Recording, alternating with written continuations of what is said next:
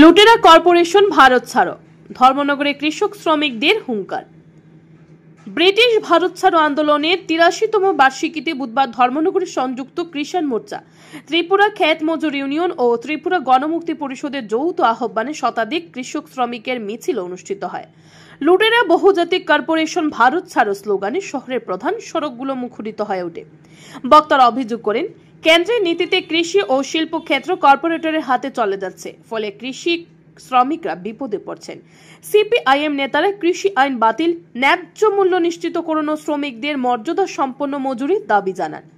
মহকুমা সদর পার্টি অফিসে সমাবেশের মধ্য দিয়ে কর্মসূচি শেষ হলেও আন্দোলনের অঙ্গীকার বজায় রাখার শপথ নেন অংশগ্রহণকারীরা। ধর্মনগর থেকে নিজস্ব প্রতিনিধির রিপোর্ট, আর.ই. ধর্মনগর।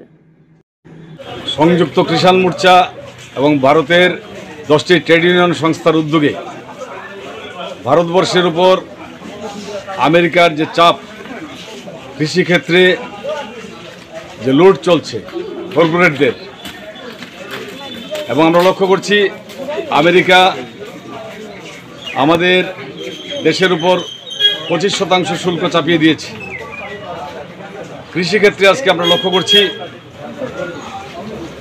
যেভাবে কর্পোরেটরা কৃষিক্ষেত্রকে দখল করার চেষ্টা করছে, আমরা এর বিরুদ্ধে আজকে আমরা দেখেছি ব্রিটিশ ভারত ছাড়ো তার ৮৩তম বর্ষপূর্তি, এই দিনটাকে আমরা বেছে নিয়েছি।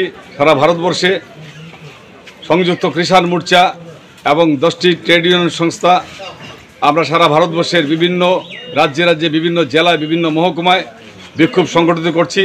সেখানে আমরা একটা আওয়াজ তুলছি, কর্পোরেট কৃষিক্ষেত্র ছাড়ো, কর্পোরেট ভারত ছাড়ো, এই স্লোগান নিয়ে আজকে আমাদের কর্মসূচি আমরা শুরু করছি।